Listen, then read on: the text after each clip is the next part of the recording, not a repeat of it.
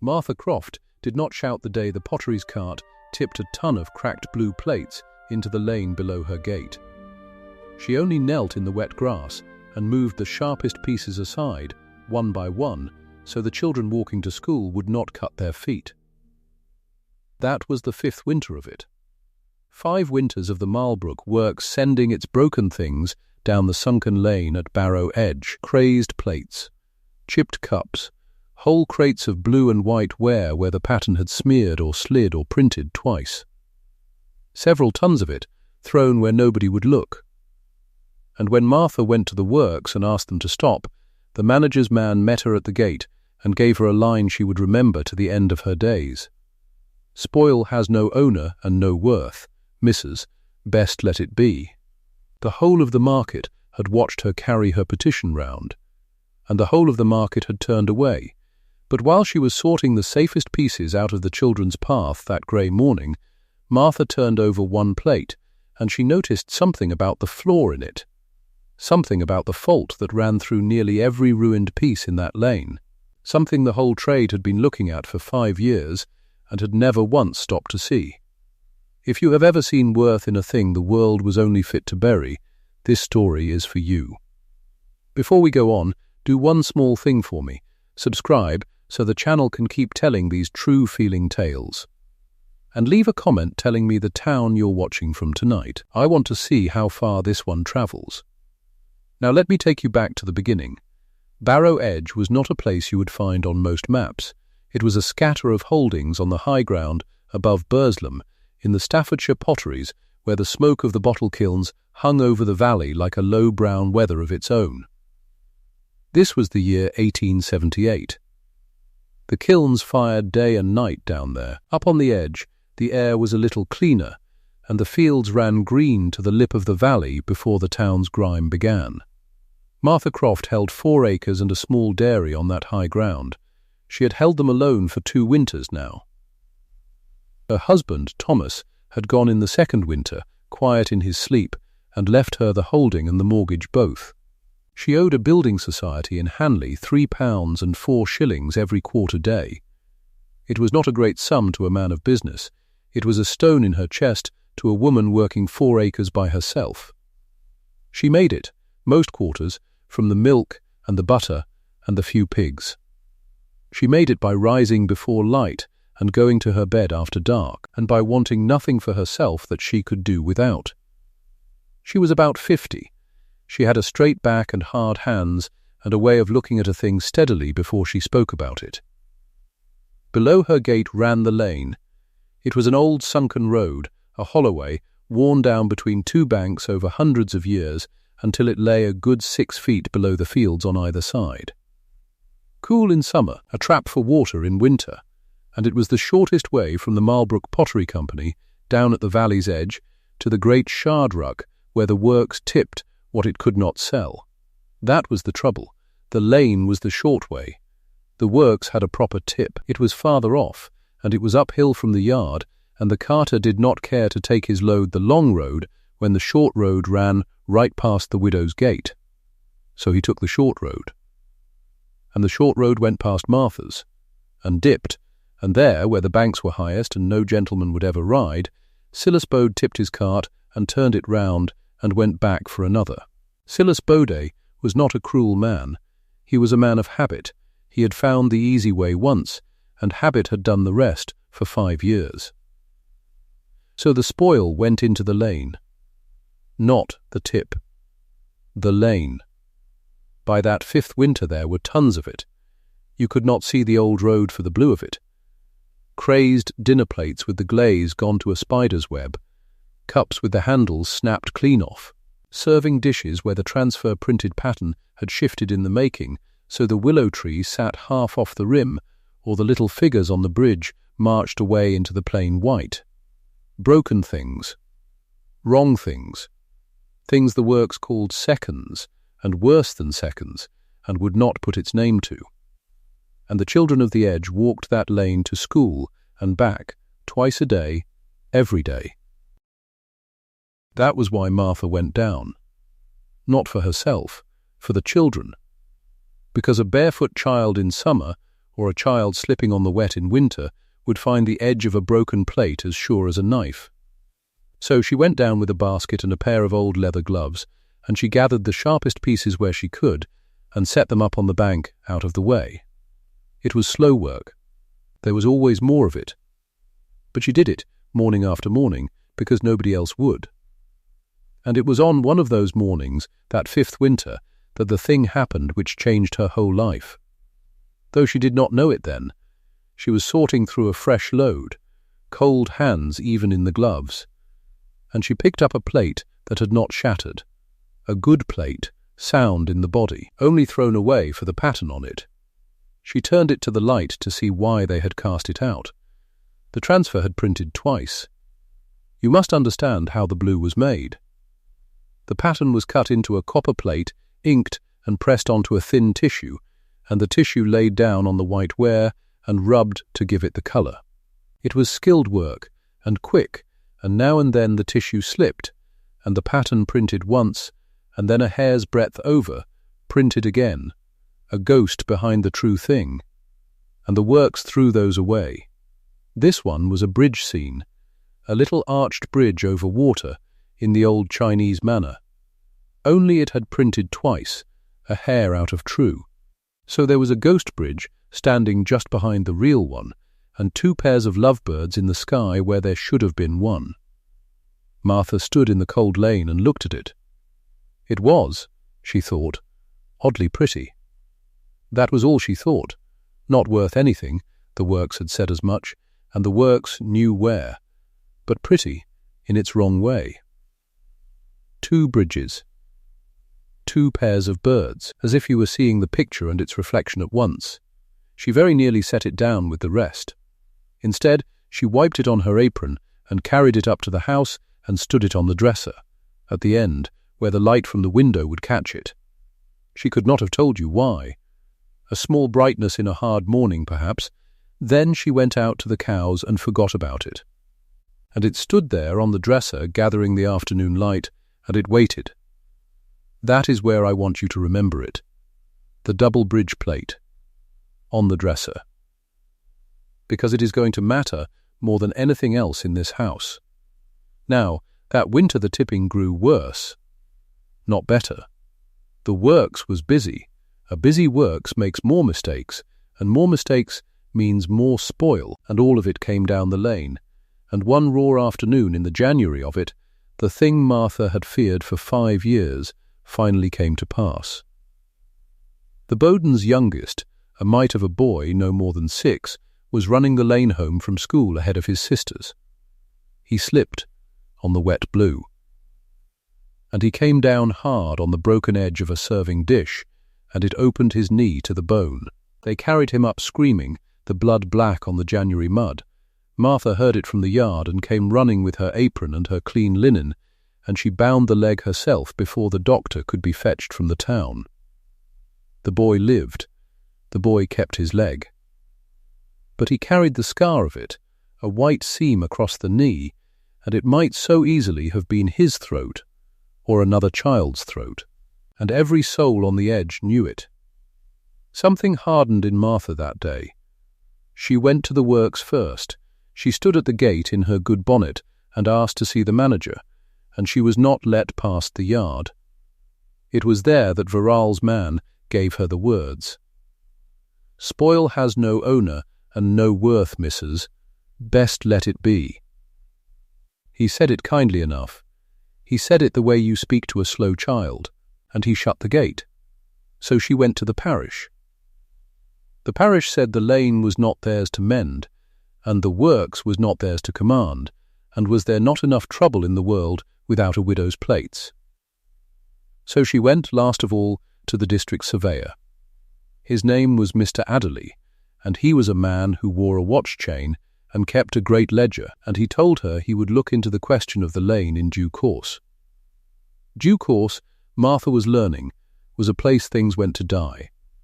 But she did one more thing that January. And it was small, and it seemed like nothing, and it was in fact the first turn of the whole great wheel. She had, among all that broken blue, a fair number of pieces that were not broken.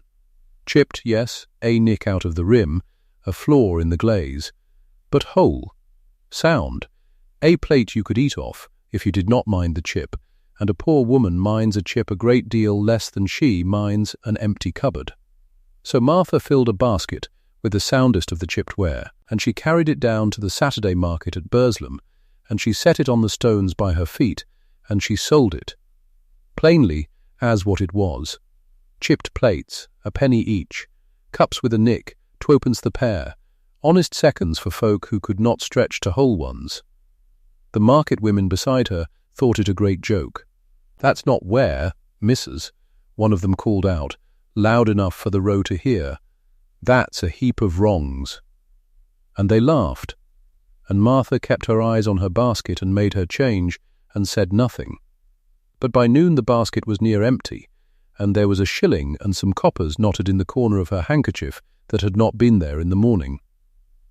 A shilling and some coppers out of the work's worthless spoil. She walked home the long road that day thinking about it. Not much, just a small thought, turning over.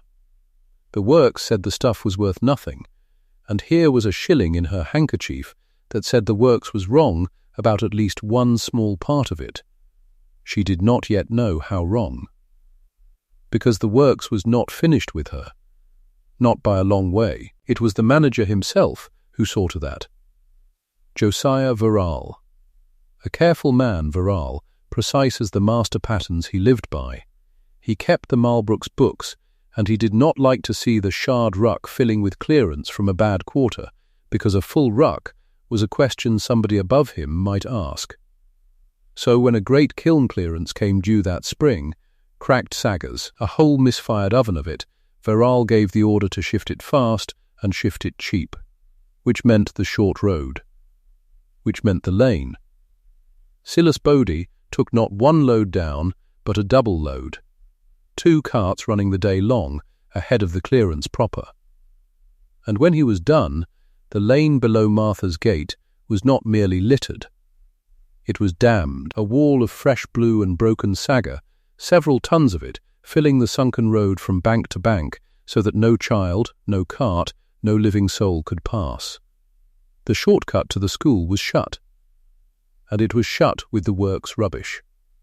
Martha did not run to the works this time. She had learned the worth of that gate.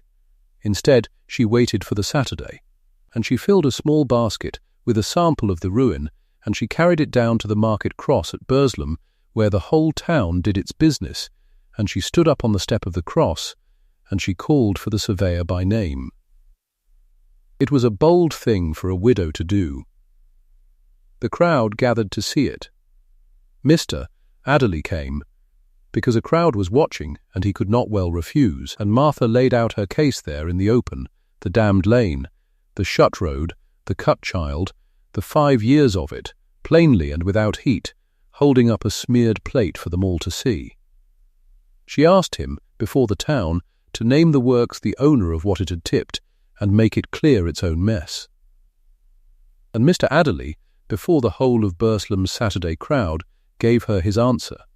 He looked at the plate in her hand, he looked at the woman holding it, and he said, in the carrying voice of a man who wants a matter closed, "Spoil has no owner and no worth. Missus, you'd do better to let it be." There it was again. The same words, only now they came not from a man at a gate, but from the district surveyor himself, with the town for witness, and the town, you could feel it, the town agreed with him, you could see it move through them, a widow making a fuss over a heap of broken plates, a heap of wrongs. Let it be. Martha stood on the step of the cross with the plate in her hand and the whole of Burslem looking at her, and she understood that she was entirely alone, that every person of authority had now told her the same thing, that what she was standing knee-deep in, day after day, was worth precisely nothing, and that she was a foolish woman for saying otherwise. She stepped down. She took her basket. She walked home the long road with her back straight and her face still. And here is where the story turns. because when Martha got home that evening, she did not sit down and weep, though she had the cause. She lit her lamp, and she ate her bit of supper, and then she took the lamp down the field to the lane, to the great dam of blue that shut the road, and she began, alone, in the dark, to clear it. There was nobody to help her, so she would do it herself. But a strange thing happens when you must handle a thing with your own 2 hands, piece by piece, for hours, that you have only ever looked at from a distance. You begin to see it, really see it. And as Martha lifted plate after plate out of that dam by lamplight and stacked the whole ones and set aside the sharp ones, she began, for the first time in 5 years, to read what the works had thrown away, and what she read astonished her. The fault. She looked at the fault, plate after plate after plate, and she saw that it was almost never a fault in the body of the ware. The plates were sound, the glaze was hard, they would hold water and take a knife and last 100 years. The fault was in the pattern, it was in the printing. A smear, a slip, a colour run too strong or too pale, a transfer laid down crooked, or twice, or half off the edge. The works threw them away because the pattern was wrong. But a wrong pattern does not make a plate that cannot be eaten from. It only makes a plate that is not the same as the plate beside it. And Martha, kneeling in the cold lane with the lamp beside her and a smeared willow plate in her hands, thought a thought that no one in the whole trade had thought in 5 years of tipping. What if the wrongness was the point? She thought of the double bridge plate up on her dresser, the one that had printed twice. She had called it pretty, oddly pretty. And she had been right, it was pretty, prettier in its wrong way than 100 correct plates that all marched in a line. The correct plate you had seen 1,000 times, the wrong plate you had never seen before and would never see again, because no 2 mistakes are ever quite the same. And there it was, the whole of it, opening in her mind like the dawn coming up over the valley. The works made its money selling matched sets. 12 plates the same, a dinner service that agreed with itself from one end of the table to the other. That was correct. That was quality. That was what a lady paid for. But what if there were folk, city folk with money and a taste for the new, who did not want 12 plates the same? Who wanted 12 plates that were each a little different? 30 blue patterns gathered into one service, no 2 alike, every plate its own picture. Not a broken set, a collected one. Not a heap of wrongs, but a harlequin. A thing you could not buy correct at any price, because correct was the very thing it wasn't. She knelt there a long time with that thought, and she saw 2 markets in it, clear as 2 roads. There was the plain market she had already found, the sound seconds, sold honest for pennies to poor folk who wanted a cupboard filled. That was pennies, that was a shilling in a handkerchief, well and good. But the other market, the mismatched services gathered and chosen and offered as something rare to the sort of buyer who paid for rare. That was not pennies, that was pounds, that was a trade. And under her feet, in her own lane, tipped there for free by the very works that thought it worthless, lay 5 years of stock. Martha went up to the house that night and did not sleep. She sat at her table with a stub of pencil and the back of an old bill, and she reckoned. And in the morning she went to a china dealer she knew of in the town, a man with a shop, to try the notion on him, to ask whether such a thing might sell. He heard her out. 12 plates, all different, sold as one service, and he looked at her the way you look at a woman who has stood too long in the cold. All different? He said. Missus, that's no set at all. Who'd buy a set that don't agree with itself? That's not Ware, that's leavings. The same word, near enough. Wrongs, leavings, spoil, every man she showed it to had the same word ready. Another woman might have stopped there. 3 refusals from 3 men who knew the trade, the gate, the surveyor, The dealer. Any sensible person would call that an answer. Martha did not stop. Because she had held the plates in her own 2 hands in the dark, and she had seen what the dealer had not troubled to see. She did not need him to agree with her. She only needed one buyer, somewhere of the right sort, to see what she had seen, and a dealer with a small shop in Burslem where every soul had grown up under the smoke and thought a smeared plate a shameful thing. That was the wrong door to knock at. The buyers who paid for Ware were not in Burslem. They were in the cities, in the great warehouses where a man bought novelty by the crate and sold it on to shops that dressed their windows for people with money to be surprised. So through that spring, in the hours she could steal from the dairy and the fields, Martha built her first 3 services. She went into the lane by day now, not with dread, but with purpose. She sorted. She washed each piece in a tub in the yard till the blue came up clean and bright. She laid them out in rows on the flags and chose among them the way a woman chooses flowers, this bridge, this willow, this pair of birds, this smeared pagoda that looked, if you did not know, like mist on a far hill. 30 patterns, no 2 alike, 6 plates, 6 cups, 6 of each thing, to a service, and into the heart of one of them, as the finest piece she owned, she set the double bridge plate down off the dresser, the one that had started it all. She wrapped them in straw and old sacking. She packed them tight in a crate on the cart. And one morning, before it was properly light, with the mortgage due at the quarter and a stone in her chest and 3 services of the work's own rubbish roped down behind her, Martha Croft climbed up to the seat, took the reins, and turned the horse's head not toward Burslem, where they all knew her for a fool, but out onto the long road north. To Manchester. To a warehouse off Deansgate she had only heard the name of. To a man called Cephas Thwaite, who did not know her and had never seen her wear, and owed her nothing at all. She had no order. She had no promise. She had a cart full of what the whole world had told her, in every voice it owned, was worth precisely nothing. And the road to Manchester was a long day's drive. Thwaite's warehouse was not what she had imagined. She had imagined something like the church hall, only larger. What she found off Deansgate was a canyon of shelving that ran up to a ceiling she could barely see, lit by high windows the colour of river water, smelling of sawdust and packing straw, and something faintly mineral, like wet clay in cold air. Men moved between the stacks without looking at her. A boy pointed her up a stair. Cephas Thwaite was a square man in a brown coat, younger than she'd expected, with ink on his fingers and a ledger open on a standing desk. He did not ask her to sit, because there was nowhere to sit. He glanced at her, glanced at the crate his lad had hauled up behind her, and said, flatly, what was she selling. She did not explain.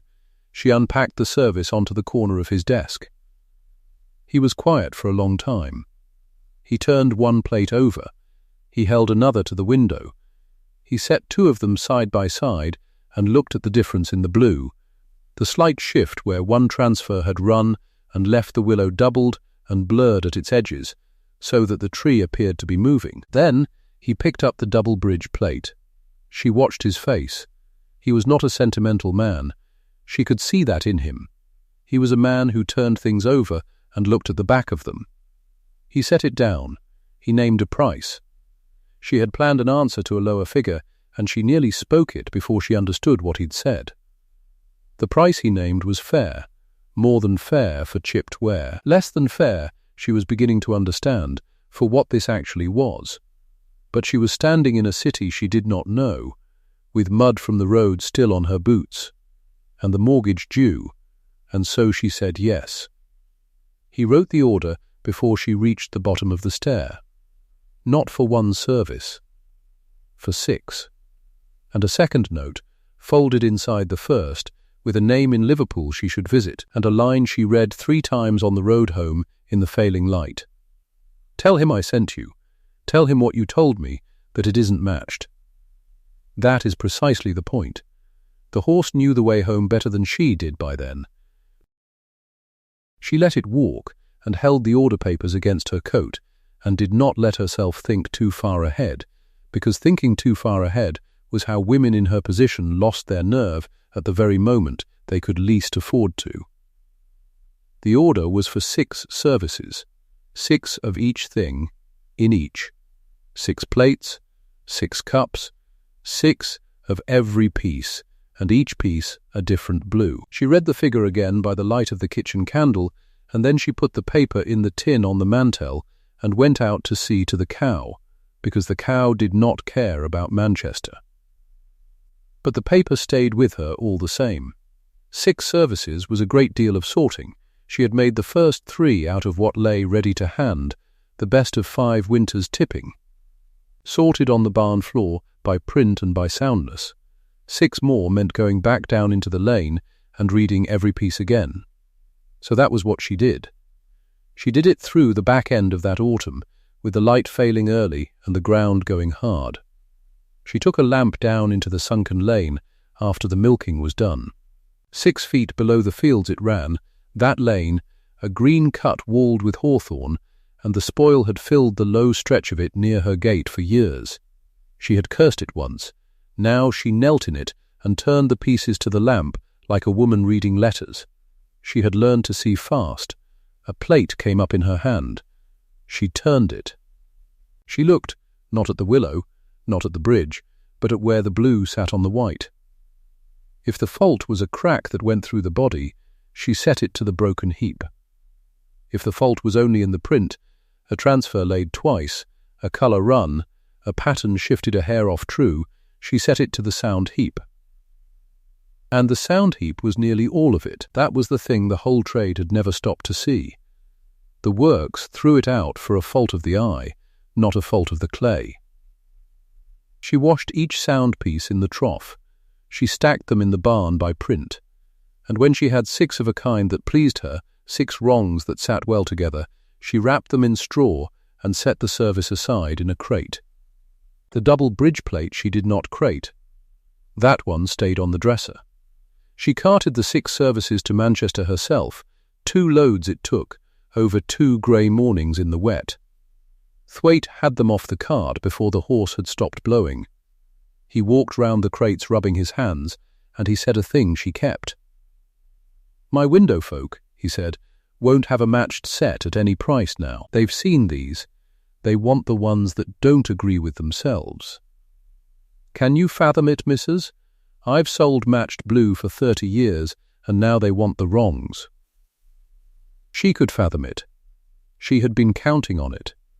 He paid her, and he named a name in Liverpool again, and within the month the Liverpool house wrote to her direct, a warehouseman off the docks there, wanting the same, wanting more, wanting them named. So she named them. She called them Barrow Edge Harlequin Ware, after the holding, and she wrote it plain on the crate lids in pitch. Now she worked 3 streams, and she kept them apart in her head like 3 fields. The first was the services. The odd, assembled, city ware, 6 of everything, 30 prints to a set, sold to Thwaite and the Liverpool house for real money. The second was the sound seconds she could not make into a whole set, the odd plate, the single cup. Those she still took to the Burslem market on a Saturday and sold plainly, chipped ware, a penny each, 2d the pair, no pretence about them. The market women had laughed at her once. A heap of wrongs, they'd called it. They did not laugh now. They watched her stall clear by noon, and they said nothing. The third stream was the broken, the truly broken. The pieces cracked clean through, no use as ware at all. She had thought those were waste even by her own reckoning, until a mason's notion came to her, looking at a smashed platter one evening. She took a hammer to the worst of it, on purpose, and knocked it down to thumbnail pieces, and she saw a flaw in it. A river of blue.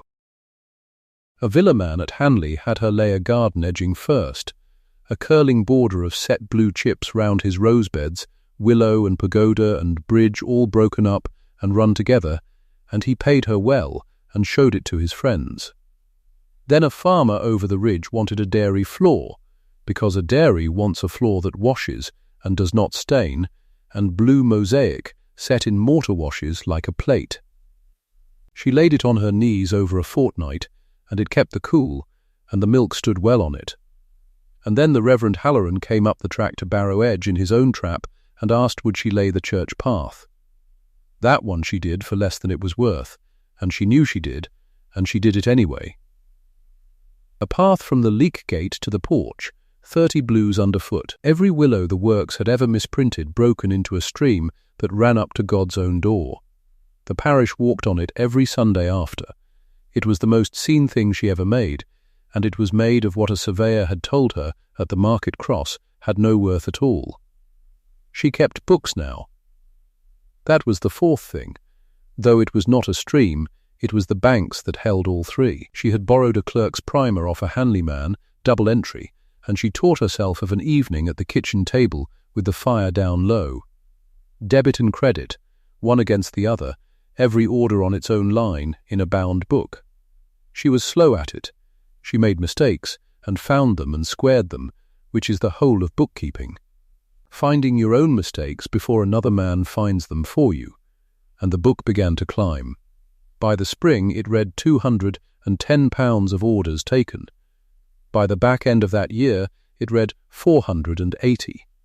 She would sit with the book open and the mortgage paper beside it, £3 and 4 shillings, due each quarter day to the Building Society in Hanley, and she would set the one against the other and let herself breathe.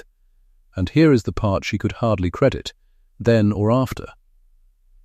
The works kept supplying her, for nothing.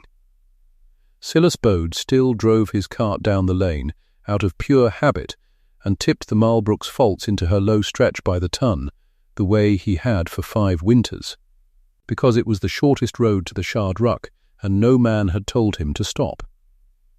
Every fresh load that damned her lane was raw stock now, delivered free to her gate. She had cursed each load once. Now she heard the cart, and she went down with the lamp to read the new stock. Josiah Verrall was paying a carter's wage to carry her material to her door, and he did not know it. That could not last, and she knew it could not, and she was right. Word travels in the potteries faster than a cart. Somewhere in a public house or a warehouse yard, a man who knew the Marlbrook's prints said to another man that the blue in a Manchester window, the harlequin, the odd assembled, sets the city folk were paying through the nose for, that blue was Marlbrook spoil. Was the work's own thrown out wrong? And that word went up the yard and in at the counting-house door and onto Josiah Verrall's desk. He sent a letter first. It was a stiff letter, and it named the law. The Ware was Marlbrook property, misprinted or otherwise, and she was profiting by the sale of goods that were not hers, and she would cease and account for what she had sold. Or the company would take it further. Martha read it twice and set it in the tin with the rest. Then Verrall came himself. He came on a hard, bright morning in January, in a good coat, in a hired gig, up the track to a 4-acre holding he had never troubled to look at, though his works had used the lane below it for years. She saw him from the dairy. She wiped her hands and she put the kettle on, because whatever else a body does, a body puts the kettle on. He did not want tea. He stood in her kitchen with his hat in his hand, and he looked at the low fire and the flagged floor and the dresser, and she watched him decide that this was a small place and its owner a small person, and that this would be quick. "Mrs. Croft," he said, "I think you know why I'm come." "I've a fair notion," she said. "Sit if you like. It's a cold road up." He did not sit at first. He said his piece standing, the way a man says a thing he has rehearsed in the gig. The Ware was the company's. Every crazed plate, every run transfer, every chipped second in that lane bore the Marlbrook's prints and was the Marlbrook's to dispose of. She had taken it and sold it, and she had done well by it, he'd grant her that, cleverer than most. But clever did not make it hers. There would be a summons if she pressed him. And there was a simpler thing than a summons. He had only to send word to the yard, and Bode would take the spoil to the ruck where it belonged, as it always should have gone, and then where would her city trade be? A cupboard of orders and nothing to fill them. That was the blow he thought would land. Cut off her supply. He watched her face for it. She let him finish. She had learned that too, that you let a man finish, because a man who has finished has nothing left in his hand. Then she asked him to sit, again, and this time he sat. She did not raise her voice. She had not raised it at the gate 5 years back, and she did not raise it now. She reached to the dresser, and she took down the bound book, and she set it on the table between them and turned it to face him. "Before you send that word to Bode," she said, "read a little of that." He looked at the book the way he had looked at the room. Then he looked at the figures. She let him. "Now," she said, when she judged he had read enough of it to feel the size of it, "we'll take your points in their order, Mr. Verral, for you've made 3, and each one falls." He said nothing. He was still on the figures. "Your first," she said. "That the Ware is the company's. Tell me this. Where was it kept? You know where it was kept. I know where it was thrown," she said. "In my lane.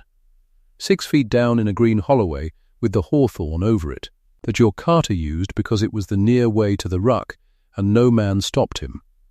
5 winters of it. Was it on your books, that Ware? Was there a man at your works could tell me to the ton how much lay in my lane? Was there a lock on it? A tally? A single line in a single ledger that said, 'This is ours, and we mean to have it again'?" He was quiet. "There was not," she said, "for I asked. I stood at your gate, and your man told me, 'Spoil has no owner and no worth. Best let it be.' I went to the parish, and they said the same. I stood at the market cross before the whole of Burslem on a Saturday, and I asked the district surveyor, Mr. Adderley, to make you clear it or own it, and he told me, 'Before them all, spoil has no owner and no worth. Mrs., you'd do better to let it be.' She let that sit. You cannot pay a man a wage for 5 years to be rid of a thing, and call it abandoned in every court and every parish office in the district, and then, the week it turns a profit, discover it was precious all along. It is one or the other. It was yours when it was worth nothing, and mine the moment it was worth something. No court will hold that, and you know it. Or you'd have sent the summons and not the gig." He shifted. He was a man who turned things over and looked at the back of them. She remembered thinking that of Thwaite, and Verral was such a man too, and she saw him turn this one over and find no good back to it. "Your second point," she said. "The summons itself. Send it, if you must. But think first what it prints. A summons must say what was taken and what was done with it. It must say, in the trade papers where all your customers read, that the Marlbrook Pottery Company threw away, by the several ton, for 5 years, a class of ware that a widow, of 4 acres, then sold to the very warehouses that buy your correct plate. Thwaite off Deansgate. The Liverpool house, the same men you sell your matched blue to. You would be telling every buyer in the north that your faults are more wanted than your right ware. Is that the notice you want printed under your name?" He set the book down. He had gone rather still. "And your third," she said, gentler now, because she had no wish to break him, only to move him. "That you'll cut off Bode, that you'll take it to the ruck as it should have gone. Do that. I mean it. Do it if you like. It costs me my free stock, true, and it costs you a carter's wage every week to bury, out of sight, the most talked of blue in Manchester. You'd be paying, still paying, to hide the one line of goods anyone's asking your name about." She turned a page of the book toward him. "That is not a threat that frightens me, Mr. Verral. It is only you offering to keep spending money to spite yourself." The fire ticked. Outside, far off, she heard a cart on the road, and it was not Bode's. But they both listened to it a moment, as though it might be. Then she did the last thing. She reached again to the dresser, and she took down the double bridge plate, the one from that first grey morning, the one where the transfer had printed twice and set a ghost bridge behind the true one, 2 pairs of lovebirds where there should have been one. She set it flat on the open book, on top of the figures, so that he had to look at the plate and the £480 together. "You'd call that a spoilt plate," she said. "Your master pattern says one bridge, and there's two, so it's wrong, and out it goes. But look at it. It isn't spoilt. It's only different. There's a man in Manchester paid me more for a set built round that plate than you'd get for 6 perfect ones. It isn't spoilt, Mr. Verrill, it's different, and difference has a price once there's enough of it gathered in one place. You had the enough. You had 5 years of it. You just never had the word for it, but fault." He looked at the plate for a long time. He was not a sentimental man, no more than Thwaite, but he was a man who could read a book of figures, and the figures were reading back to him now, and she saw the moment the arithmetic turned in him. "What is it you want?" he said at last. "Not the law now. A trade question." She had got him to a trade question. "I'll tell you first what you'll offer," she said, "for I can see it in you. You'll offer to buy the lane trade off me. £40, say, to take it all off your hands and be done, and go home clean." He almost smiled. It was near enough the figure. £40 is fair, he said, for a lane of broken ware. It is fair for a lane of broken ware, she agreed. It is not fair for a trade. £40 is what a man offers when he still thinks the thing is worth nothing and he's only paying to make a nuisance go away. Look at the book again. That's near £900 of orders on my desk in the 3rd year of this, Mr. Verrill, Thwaite and the Liverpool house, and a notice in the trade paper this month naming Barrow Edge Harlequin, Ware by name. It's there. Folded in the front of the book, read it. £40. She shook her head. "Slow no, I don't want your £40. I want a contract." "A contract," he said. "First refusal," she said, "on all the work's seconds and misprints, at a set price the ton, delivered to my gate. Not tipped in the lane, delivered, crated, off the books proper, a sale between us with a paper to it. You go on making faults, you can't help but make faults, every works does. Only now you sell them to me, instead of paying Bode to bury them. You turn a cost into a coming in. And I get my stock steady, and legal, and mine, past any doubt. That's my ask.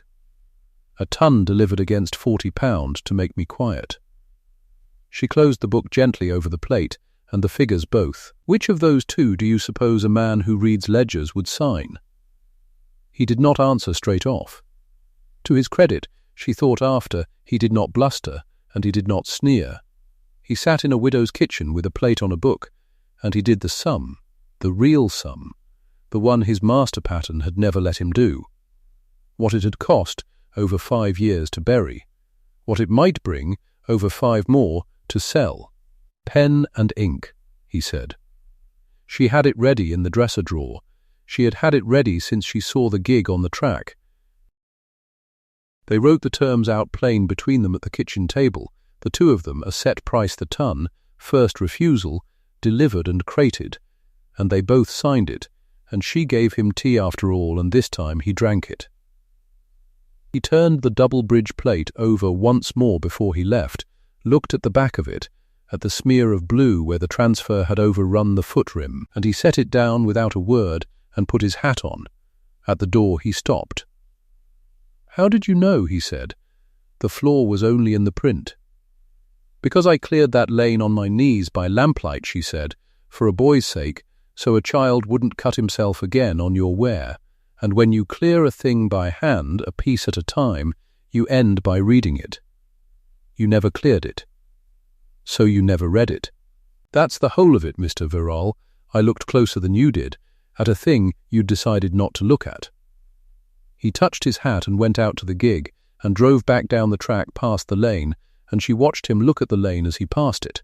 Really look at it, for what she guessed was the first time in 5 years. The town saw the rest of it, in its own time. It was a Saturday, weeks on, market day, the same crowd out at the cross where Adderley had refused her before them all. And Silas Bode came through with his cart, as he always did. Only the cart was not going down to tip in the lane. It was going up to Barrow Edge to deliver, crated ware, roped and squared, the Marlbrook's own faults carried under contract to the widow's gate, a load bought and paid and set down proper. The market women who had called it a heap of wrongs stood and watched the cart go up the hill, and Mr. Adderley, the district surveyor, the man who had stood at that same cross and told her before the whole town that spoil had no owner and no worth, he was there in the crowd that morning too. He watched the cart go up. He knew, as they all knew now, where it was going and what it carried and what it was worth. And he said nothing at all. There was nothing left for him to say. The thing he had ruled worthless was going by under contract, and no ruling of his could unhappen the price the market had put on it. 18 months on, the lane was a lane again. She had it walled, once the money ran to it, a low dry stone wall each side of the sunken stretch, and the low dam of spoil cleared out of it for good, sorted to the last piece. The children of the parish had their shortcut back. Safe now, the hawthorn trimmed, and the way clear, and the Bowden's youngest, the boy of no more than 6, who had cut his knee to the bone on the broken ware that started all of it, walked it to school of a morning, and never knew he'd been the hinge the whole thing turned on. The church path was a river of 30 blues underfoot. On a Sunday the parish came down it, 2 by 2 after the service, the Reverend Halloran at the front, and the willows and the bridges and the pagodas ran broken and gleaming from the lick gate to the porch. And the folk who had once watched her fail at the market cross now walked to their own worship over the proof that she hadn't. He told her once, Halloran, that he'd had 2 dealers ask him where the path was made, and could they have the like. She said she'd think on it. She was thinking on a good deal by then.